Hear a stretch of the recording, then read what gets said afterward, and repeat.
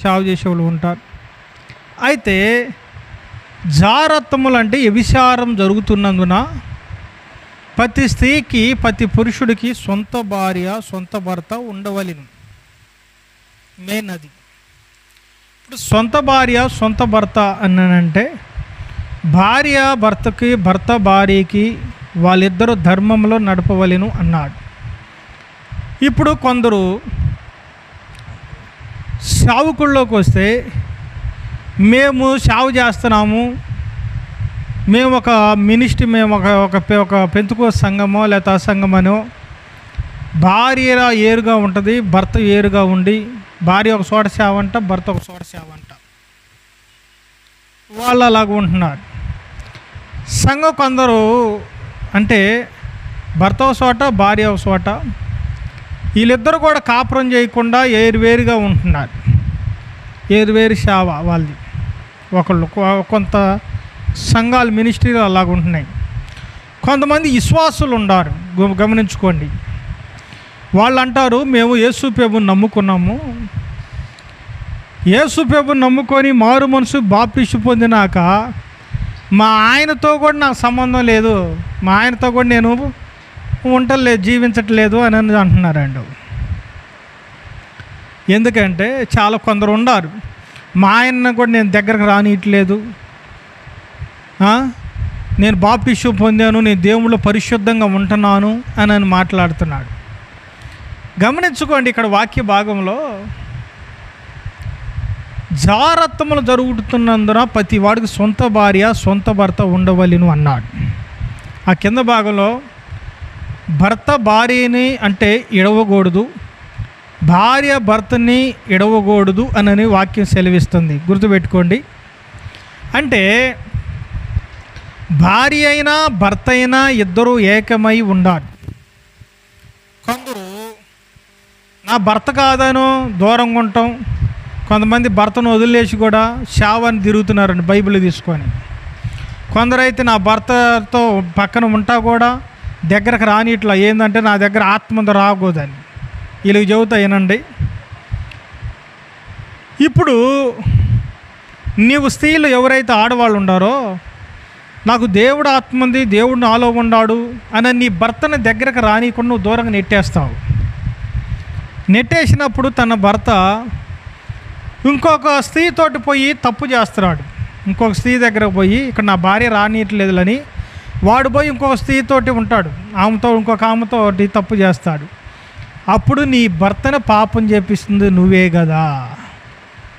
గుర్తు చేసుకో, నీ భర్తని పాపం చేపిస్తుంది నువ్వే కదా, అంతేనా? గుర్తు చేసుకోండి, భర్తని పాపం చేపిస్తుంది వాళ్ళే. స్త్రీని అంటే గుర్తు చేసుకోండి, నా భర్త కొందరు నాలో ఆత్మ ఉంది, నేను ఒంటరిగా ఉన్నాను, నా భర్త దూరంగా ఉన్నాడంటే తన భర్త పోయి లోకంలోని తిరుగుతున్నాడు. చాలా చోట్ల మేము చూస్తున్నాం, భార్య ఒక చోట ఉంటే భర్త ఒక చోట ఉంటున్నాడు, భార్య ఏమో ప్రార్థనలో కూర్చుంటా ఉంటే భర్త ఏమో లోకంలో ఏరే స్త్రీలతోటి తిరుగుతూ ఉంటున్నారు. ఇప్పుడు భర్తని దగ్గరకు రానిపోతేనే కదా, మీరు దగ్గర లేకపోతేనే కదా నీ భర్త ఇంకో స్త్రీతోటి మోజులో పడింది.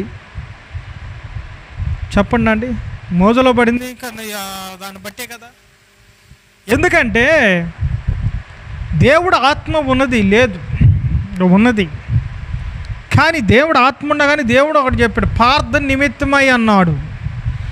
మనం ప్రార్థన చేసుకోవాలనుకో, స్నానం చేసి మన ప్రార్థనలో కూర్చొని బల తీసుకోవాలంటే తలస్నానం చేసి ప్రార్థనలో కూర్చోవాలి. కానీ భర్త భార్యకి, భార్య భర్తకి ఇద్దరు ఒకటగా జీవించమన్నాడు. ఇద్దరు ఏకమవ్వాలి. ఏకం అవ్వకపోతే ఏ స్త్రీ కావచ్చు పడిపోద్ది, ఏ పురుషుడు కావచ్చు పడిపోతాడు. ఏకమవ్వాలి.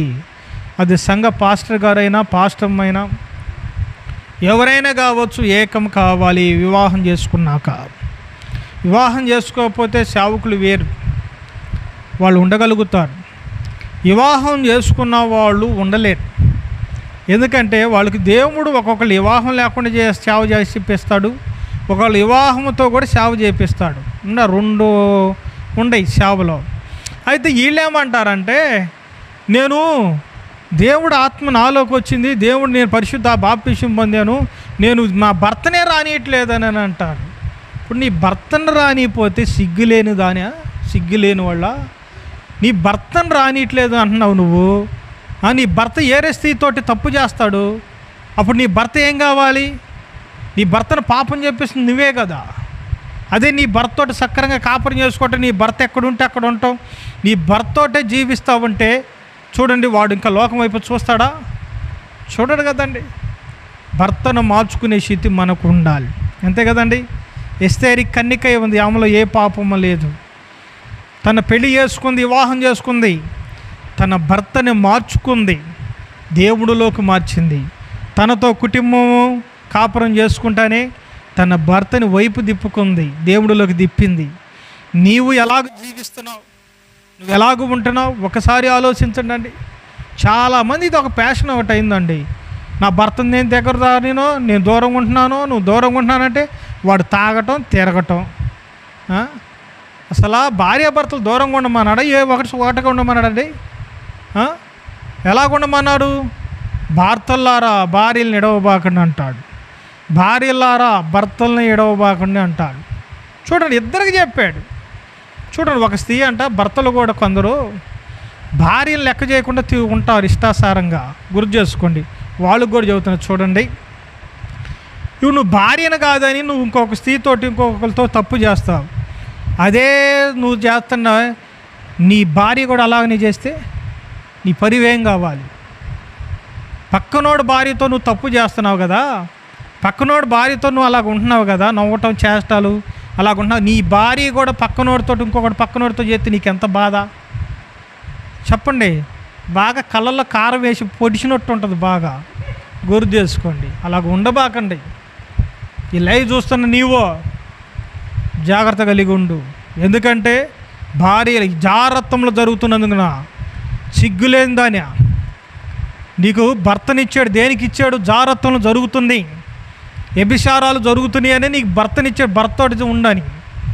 సిగ్గులేనోడా, నీకు భార్యనిచ్చాడు దేనికో తెలుసా? జారత్వం జరుగుతుందని. పక్కనోడు భర్త నీకేం పని? పక్కనోడు భర్తతో నీకేం పని? నీకు భార్యాభర్తలు మీరు ఇద్దరు ఏకంగా ఉండండి, కలుసుకోండి. అలాగ ఉండకుండా నువ్వు ఇష్టాసారంగా జీవిస్తున్నావు.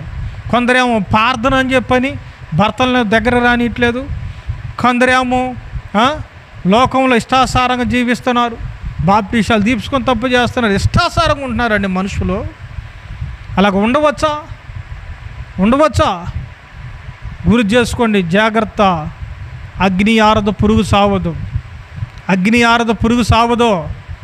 పక్కనోడు భర్తతో నువ్వు తప్పు చేసినట్టుందంటే కాలుస్తాడు, పక్కనోడు భార్యతో తప్పు చేసినట్టు నరకానికి ఆకూర్తవుతావు.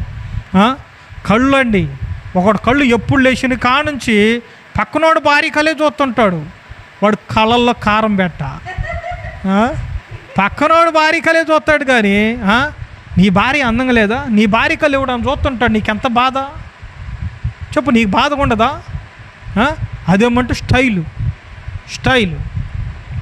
మనిషి ఏది ఎత్తుతాడో అది కొయ్యక తప్పదు. నీ భార్యకి తెలిసిందా? చూడండి, ఈడు చేయంగా నేను చేయటానికి ఏమని నీ భార్య కూడా అట్లానే చేసింది. నీ భర్తకు తెలిసిందా? ఇది చేయంగా నేను కూడా చేయడానికి అట్లానే చేస్తారు. ఆ కుటుంబం కొట్టుకోవటం, కాపురాలు పోవటం తెలుసా? ఈ లైవ్ చూస్తున్న నీ జీవితంలో జారత్వంలో జరుగుతున్న ప్రతి వాడికి సొంత భార్యనిచ్చాడు, సొంత భర్తనిచ్చాడు. కాదని నువ్వు ఇష్టాసారం తిరిగేదేంది? నటిస్తారండి కొందరు. మరి వీళ్ళేమో భర్తని దగ్గరకు రానిరు. భర్త ఒక చోట ఉంటే భార్య ఒక చోట. ఇక వాడేం చేస్తాడు? ఖాళీగా ఉంటాడా? నా భార్య నా దగ్గర లేదని అలవాటైన పాండం కదా, ఇక అక్కడ ఎవరు ఒకరిని ఉంటాడు. ఈ అమ్మగారేమో పరిశోధ హల్లెలూయా అంటూ ఉంటుంది. అంటదండి. భర్తల్ని మార్చుకునే స్థితి భార్యకు ఉంది. అవిశ్వాసురాలైన భర్త ఉంటే విశ్వాసమైన భార్య తన భర్త దగ్గర ఉండి తన భర్తను మార్చుకొని జ్ఞానం చొప్పున కాపురం చేయాలి. అవిశ్వాసమైన భార్య ఉంటే విశ్వాసమైన భర్త తన భార్య దగ్గర ఉండి తన కాపురం చేసుకోవాలి. నిన్ను బట్టి నీ భర్త మారాలి, నిన్ను బట్టి నీ భార్య మారాలి, నిన్ను బట్టి నీ కుటుంబం మారాలి. లేకపోతే జాగ్రత్త, అగ్ని ఆరదు, పురుగు చావదు. తీస్తున్నందుండ దేవుడు బిడ్డలారా, భార్యాభర్తలకు దేవుడు అవకాశం ఇచ్చాడు, అవకాశం ఇచ్చాడు నిష్ఠాసారంగా. ఈ అమ్మగారులు కొందరు అంటుంటారు, నా భర్త నచ్చలేదు నాకు, ఇంక ఎందుకు చేసుకున్నావు? సిగ్గులేను మొహం పెట్టుకుని ఎందుకు చేసుకున్నా? భర్త నచ్చలేదు నీకు, నా భార్య నచ్చలేదో, నచ్చని కాడికి ఎందుకు చేసుకున్నావు? ఎందుకు పిల్లలంగా అన్నావు? కొంతమంది సిగ్గులేని బతుకుతున్నారండి తెలుసా. పిల్లలు పుట్టినాక భర్త ఉండా కానీ ఇంకొకరిని తీసుకొని వెళ్ళిపోతున్నారు. పిల్లలు పుట్టినాక చూడండి, భార్య ఉండా కానీ ఇంకొకరిని తీసుకొని వెళ్ళిపోతున్నారు.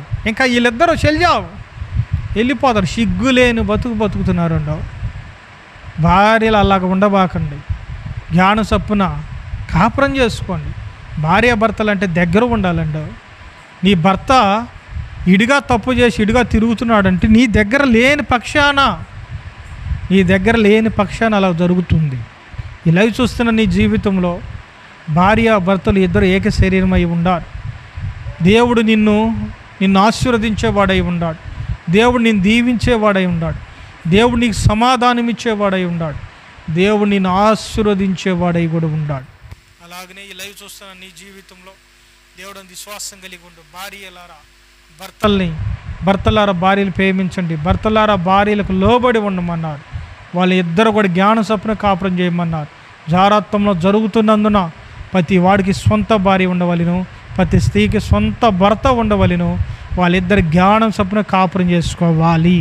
పక్కనోడు భార్యతో అనవసరం, పక్కనోడు భర్తతో అనవసరం. అమ్మా, ఈ వాక్యం నువ్వు అనుకుంటున్నావు నాకు బలం ఉందలే అనని, నాకు బలం ఉందలే, బలగం ఉందలే, నాకు డబ్బు ఉందలేనని ఎర్రయూగుతా పక్కనోడు భార్యతో కానీ పక్కనోడు భర్త కానీ ఎవరితోట నువ్వు వ్యభిచారం చేసావు అనుకో, పక్కల ఇరుగుతి దేవుడు నీ పక్కలు ఎర్రగొట్టి దేవుడు జాగ్రత్త నరకంలో వేస్తాడు. జాగ్రత్త. నువ్వు ఎన్నాళ్ళు బతుకుంటా? గ్యారెంటీ ఉందా? గ్యారెంటీ లేదు కదా. గుర్తు చేసుకో. లైవ్ చూస్తున్న నీ జీవితంలో అలాగనే ఉండవు అనుకో, దేవుడు కాలుస్తాడు. దేని కూడా అలాగ ఉండబాకండి. నీ భర్తను విడిచిపెట్టబాకండి, నీ భార్యను విడిచిపెట్టబాకు. నీ భార్యను విడిచిపెట్టి వెళ్తేనే చూడండి, నువ్వు భార్య ఎప్పుడైతే విడిచిపెట్టి వెళ్తావో అప్పుడు నీ భార్య లోకంలో పడిపోద్ది. నీ భర్తను ఎప్పుడైతే నువ్వు విడిచిపెడతావో నీ భర్త లోకంలో పడిపోతాడు. వాడిని మార్చుకోవాలన్నా నీ తరం కాదు. కాబట్టి భార్యాభర్తలు జ్ఞానం చప్పున కాపురం చేసుకోండి. కాపురాలు అట్లనే అలా కులారం అవుతాయి, కాపురం అలాగనే రోగాలు వస్తున్నాయి, జబ్బులు వస్తున్నాయి. అలాగ ఉండబాకండి. పక్కనోడు భార్య కానీ పక్కనోడు భర్త కానీ అలాగ ఉండకుండా మీ ఇద్దరు జ్ఞానం చప్పున కాపురం చేసుకోమని దేవుడు సెలవిస్తున్నాడు. కాబట్టి